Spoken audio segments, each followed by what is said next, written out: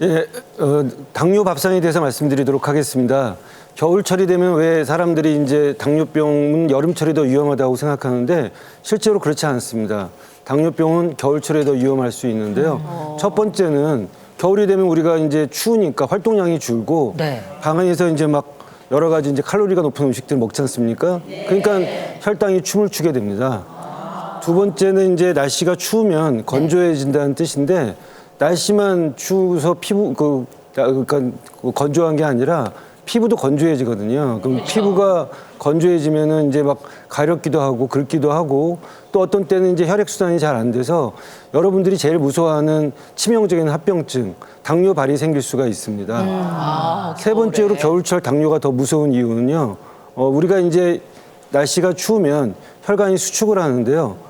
당뇨병이 있어서 제일 무서운 것은 사실은 합병증이거든요. 그러니까 혈관 합병증이 문제가 되는데 우리가 이제 혈관이 수축해서 생기는 뇌혈관, 심장 이런 합병증들이 생기게 되면 결국은 이제 겨울철에 당뇨병이 더 문제가 됩니다. 실제적으로 우리가 이제 당뇨병 환자들이 여러 가지 이제 원인에서 생기게 되는데요. 지금 이제 국민의 한 4명 중에 1명 성인의 당뇨병이라고 얘기를 하거든요. 이렇게 이제 당뇨병이 폭발적으로 느는 이유는 여러 가지 이유가 있습니다.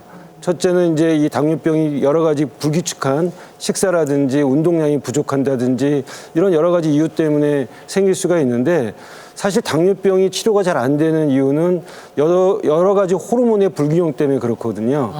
우리가 이제 당뇨병을 일으키는 8명의 악당이 있다고 제가 항상 환자들한테 얘기를 하는데 이 당뇨병이 일으키는 문제를 갖다가 항상 우리가 생각할 때는 호르몬에 대해서만 생각을 합니다. 근데 이제 그 호르몬 중에서 인슐린만 생각을 하는데요. 그쵸. 사실 인슐린은 다 아시지만 췌장에서 나오는 호르몬이거든요. 근데 그거 말고도 이 간에서 나오는 호르몬, 또 근육에서 나오는 호르몬, 또 소장에서 나오는 호르몬이 있고 또 이제 콩팥이라든지 부신에서 나오는 스트레스 호르몬 이 8가지 호르몬의 불협화음에 의해서 당뇨병이 생기는 겁니다. 당뇨병이 치료가 안 되는 이유가요. 인슐린 어려운 이유가 인슐린만 갖고 이제 치료를 하다 보면은 다른 호르몬들의 밸런스가 깨져가지고 결국은 이제 풍선 효과처럼 다른 호르몬들의 밸런스가 깨지니까 당뇨병의 치료가 어려운 거거든요. 근데 제가 지금 말씀드린 대로 이런 호르몬의 밸런스가 깨진 것이 당뇨병이라고 얘기하는데 이런 호르몬의 밸런스가 깨지는 이유는 여러 가지 이유가 있습니다. 물론 잘못된 식사 습관도 있을 거고요. 운동의 문제도 있을 거고 또 한 가지는 우리의 마음가짐도 문제가 있을 수 있습니다. 식사 잘 하시고 운동 잘해도 스트레스를 많이 받는 분들은 스트레스 호르몬이 올라가서 혈당이 올라가기 마련이거든요. 그러니까 결국은 우리가 당뇨병 치료를 잘하기 위해서는 우리의 라이프 스타일을 갖다가 잘 만드는 게 중요한데 흔히들 얘기합니다. 환자분들이 식사가 중요합니까? 운동이 중요합니까? 근데 사실은 이제 되게 어려운 문제죠. 어린아이를 붙잡고 엄마가 좋으냐, 아빠가 좋으냐. 둘 다 좋다 그러면 되죠. 네, 둘 다 좋지만 그럼 어느 분이 더 좋으냐 얘기하면 또 어린애들이 굉장히 좀 난처해질 수도 있겠죠. 근데 저는 이제 환자들이 얘기하는 것 중에 이제 식사냐 운동이냐 얘기하면 아무래도 운동보다는 식사가 더 중요하다고 말씀을 드립니다. 왜냐하면 이제 식사를 하는 것은 이제 식후혈당의 문제가 많고요. 운동이라는 것은 수면과 함께 공복혈당에 영향을 주는 요소이기도 하지만 사실 이제 식사가 차지하는 것이 당뇨병에 있어서는 70% 이상 된다고 저는 얘기할 수가 있거든요. 그러니까 결국은 식사를 잘 하면 우리가 이제 이 당뇨병 관리를 잘 하고 8가지의 이 악당 호르몬들의 밸런스를 잘 맞출 수가 있다고 볼 수가 있는데 운동 같은 경우는요. 몰아서 하면 안 되는 거죠, 사실은. 왜냐하면 운동 같은 경우도 우리가 보통 유산소 운동이 있고 근력 운동이 있는데 이것도 균형을 잘 맞추는 게 필요합니다. 근데 당뇨병 같은 경우에는 운동이 굉장히 중요하다고 중요하죠. 들었어요. 그렇죠. 규칙적으로 중요한데 매일 해야 될까요? 규칙적으로 많이 해야 되는데 이걸 갖다가 몰아서 하면 안 되지 않습니까? 마치 약도 한꺼번에 몰아서 먹으면 안 되듯이 운동도 틈틈이 꾸준히 해야 되는데 어느 운동 같은 경우에는 유산소 운동 같은 경우는 우리가 먹은 식품의 칼로리를 갖다가 연소시키는 거라면 근력 운동이라는 건 사실은 근육의 양을 늘려서 인슐린 저항성을 떨어뜨리는 그런 운동이거든요. 우리가 당뇨병을 뱃살 지방과 허벅지 근육의 투쟁이라고 얘기를 하는데 뱃살이 좀 나와도 허벅지가 두꺼운 분들은 당뇨병에 잘 안 걸리게 돼 있습니다. 근데 어쨌든 제가 아까 말씀드린 대로 오늘의 주제가 음식이니까 제가 아까 말씀드린 대로 운동보다 음식이 더 중요하다고 하는데 음식도 잘 드시는 게 중요합니다. 당뇨병에 걸리시면 무조건 적게 먹는다든지 뭐 당뇨병이 사실은 어떻게 먹느냐의 문제지 많이 먹고 적게 먹고의 문제가 아니거든요. 음식의 이제 수준은 이제 뭐 칼로리의 문제가 아니라 음식의 질을 갖다가 논할 시대가 저는 됐다고 보는데 그 음식의 질에는 뭐 비타민이라든지 미네랄이라든지 음식에 여러 가지 좋은 영양소도 있겠지만 저는 당지수란 말을 말씀드리고 싶습니다. 당지수 여러분 얘기 많이 들으셨을 텐데요. GI 지수라고도 얘기하죠. 쉽게 말해서 어떤 음식을 먹었을 때 인슐린을 혈당을 얼마나 급격히 올려서 인슐린을 얼만큼 과다 분비시키는 것이 당지수인데 식품에 따라 다 고유의 당지수가 있습니다. 그쵸. 감자는 어떻고 고구마는 어떻고 수박은 어떻고 딸기는 어떻고 과일과 이 식품 고기 다 닭고기니 돼지고기니 당지수가 차이가 있는데 식품에 따라 당지수도 차이가 있지만 이게 어떻게 조리하느냐에 따라서 당지수의 차이가 있습니다. 예를 들면 고구마의 예를 들면요. 생고구마는 당지수가 55인데요. 이걸 갖다가 이제 쪄 먹으면 한 40에서 45 정도 되고요. 46 정도. 근데 이제 이걸 갖다가 이제 만일에 부어 먹으면 이 당지수가 올라가네요? 확 올라가서 82까지 올라갑니다. 아니 어떻게 같은 음식인데 그러니까. 조리법에 따라서 저렇게 다를 수가 있어요. 그쵸. 근데 우리가 제일 이제- 맛있는 건 구운 고구마인데. 맞아, 군고구마가 제일 맛있는데. 겨울에 제일 많이 먹는. 네, 근데 저렇게 음식을 어떻게 조리하느냐에 따라 당지수가 차이가 나서 우리가 이제 닭고기 같은 경우도 삶아 먹는다든지 구워 먹는다든지 쪄 먹는다든지 튀겨 먹는지에 따라서 당지수가 차이가 나거든요. 그러니까 당뇨병 관리를 잘 하시려면 저런 당지수를 고려해서 내가 어떤 음식을 어떻게 취사 선택을 하고 선생님 그러면 무조건 낮은 게 좋은 거예요? 당지수가? 당지수가 좀 낮으면 그만큼 혈당이 완만하게 올라가기 때문에 실제적으로 이제 인슐린 분비가 완만하게 일어나서 여러 가지 이제 호르몬의 밸런스나 균열이 생기지 않게 되는 겁니다. 선생님 제가 고구마는- 알기로는요. 예. 여기 지금 구운 고구마, 찐 고구마, 생 고구마 다 나왔잖아요. 예. 여기 튀긴 고구마가 안 나왔어요. 예. 근데 튀긴 고구마가 제가 알기로는 오히려 당을 천천히 올린다 그러더라고요. 그렇지는 맞나요? 않습니다. 우리가 튀겨 먹은 고구마에 대한 대개는 또 이제 거기다가 이렇게 뭐 감미료 같은 걸 넣지 않습니까? 그래서 오히려 튀긴 고구마가 당지수가 더 좋지는 않거든요. 그냥 튀기기만 하는 게 아니라 거기다 이렇게 설탕이나 그 예, 올리고당 물엿이라든지 올리고당 같은 거 이렇게 자, 맛있는 고구마 하잖아요. 얘기 그만하시고요. 찐 고구마 드세요. 네, 근데 저는 찐 이제 고구마. 고구마는 생고구마나 이제 찐고구마를 드시라고 말씀을 드릴 수 있을 것 같습니다. 그래서 어쨌거나 이런 혈당 지수를 고려한 식사 이런 것들이 당뇨병을 갖다가 성공적으로 관리하는 데는 굉장히 중요하다고 말씀드릴 수가 있고요. 결국 이제 당뇨병이라는 게 제가 이제 뭐 서로 싫은 사람도 우리가 어차피 같이 걸어가야 되듯이 이렇게 우리가 같이 평생 관리해야 되거든요. 그러니까 당뇨병 밥상의 핵심은 결국은 호르몬 균형이 있다고 볼 수 있겠습니다. 그래서 뭐 어떤 음식을 먹고 어떻게 먹고 여러 가지 당뇨 밥상에 대한 많은 이론들이 있을 수 있지만 저는 딱 5가지 당뇨 밥상에 대한 포인트를 갖다가 집어드릴 텐데요. 네, 아주 여기 좋네요. 제가 이 궤도를 준비했습니다. 제목이 좋네요. 당뇨 밥상 5가지만 지키자. 네, 그래서 당뇨 밥상 5계명이라고 할 수가 있는데 예. 오개명. 첫 번째는요. 피하기입니다. 피하기. 뭘 피해야 될지 제가 한번 기름기? 뜯어볼까요? 네. 아까 제가 얘기했던 당지수가 높은 음식. 아까 또 제가 얘기했던 쪄 먹든지 삶아 먹든지 이 조리법을 피하라는 겁니다. 그래서 예?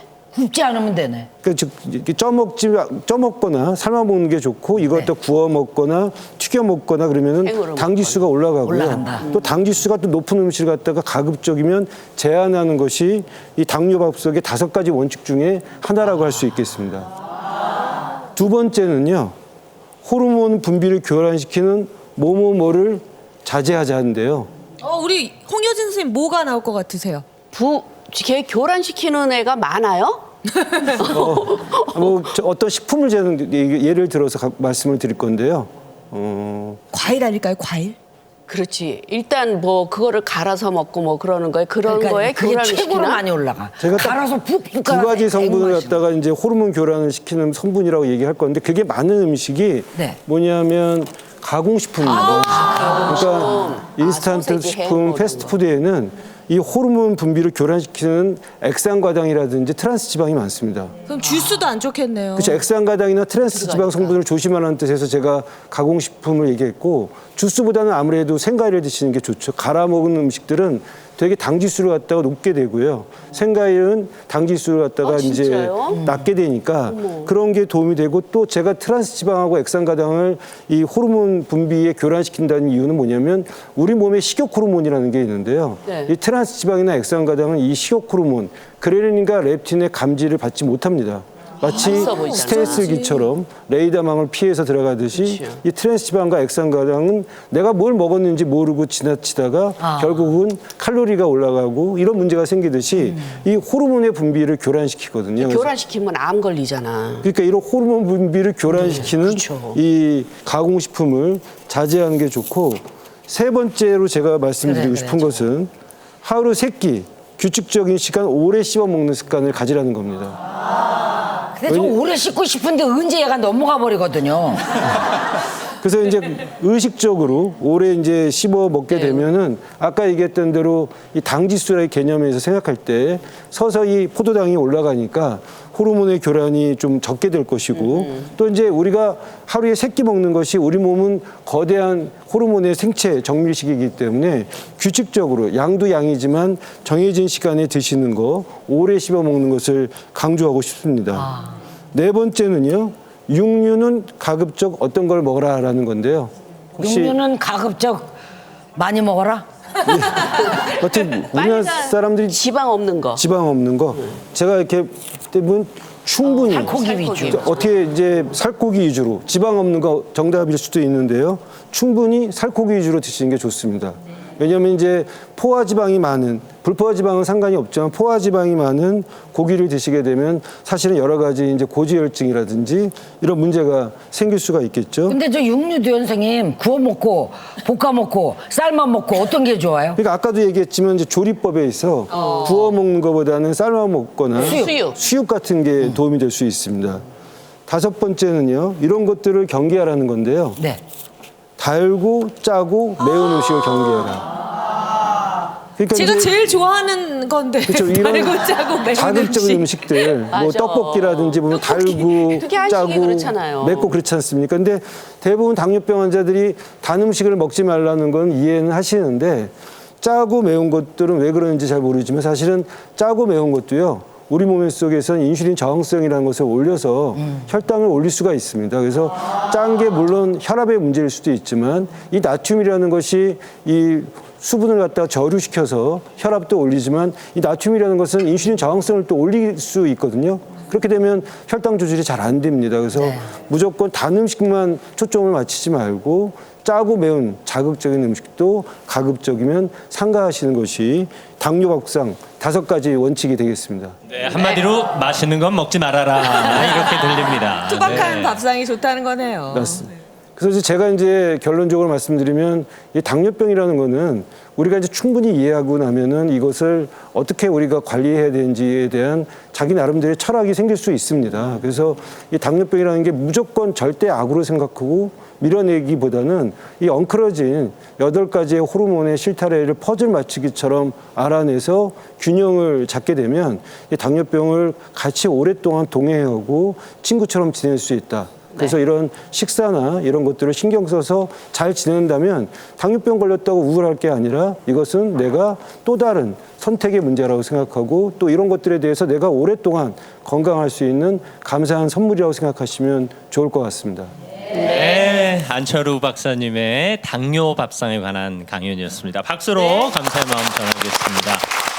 당뇨 밥상 5계명이 아주 인상적인데요. 물론 당뇨병을 앓고 계신 분들은 저 철칙을 지켜야 되겠지만 저런 기준을 지키면 당뇨병이 예방될 수도 있을까요? 그렇죠. 우리나라의 당뇨병 환자가 지금 480만 명이고요.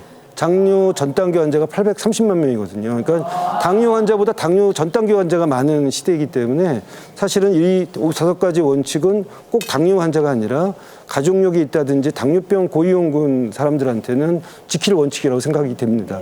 네. 저는 개인적으로 네 번째 있는 육류는 충분히 먹어라가 굉장히 마음에 드는데 살코기를 쪄서 드셔야 됩니다. 그러니까요.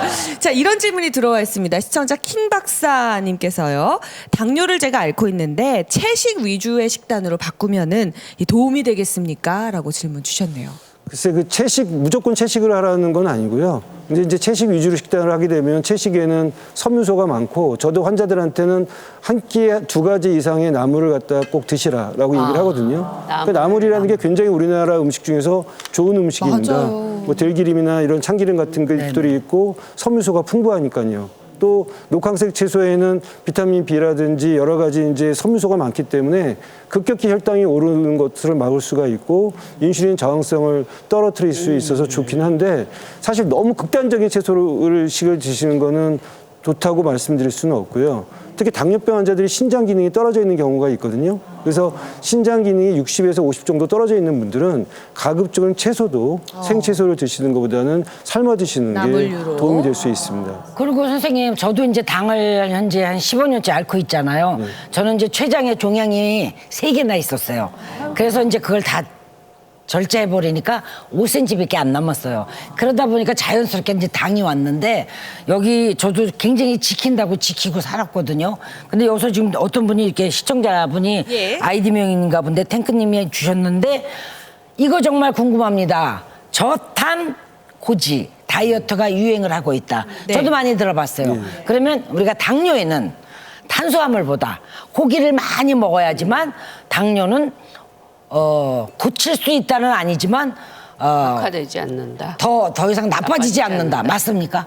탄수화물은 적게 먹고 고기는 지방, 많이 단백질을 먹고. 많이 섭취하는 다이어트법이죠. 그렇죠. 그런 것들이 이제 우리가 뭐 저탄고지니 뭐 황제 다이어트니 단백질을 많이 네네. 먹는 경우에 그렇게 얘기를 하지만 사실은 이제 단백질은 어느 정도 드시긴 드셔야 되거든요. 왜냐하면 단백질이 결국은 인슐린이나 호르몬의 재료이기 때문에 이걸 극단적으로 채식을 하게 되면 인슐린이나 호르몬을 만들 수가 없으니까 무기가 없으니까 더 문제가 되지만 저탄고지에 대해서는 저희 대학에서도 연구를 했는데 실제적으로 일시적으로 혈당은 떨어뜨릴 수는 있지만 원푸드 다이어트처럼 이게 하면 체중은 안 된다. 빠지고 혈당은 떨어지더라도 이것들 자체가 사실은 영양소의 불균형이 일어나서 궁극적으로는 올바른 식사 방법이라고 할 수는 없을 것 같습니다. 오케이. 네, 아유, 예, 그리고 또 주의하셔야겠습니다. 있는데요. 네네. JKW7456님께서 네.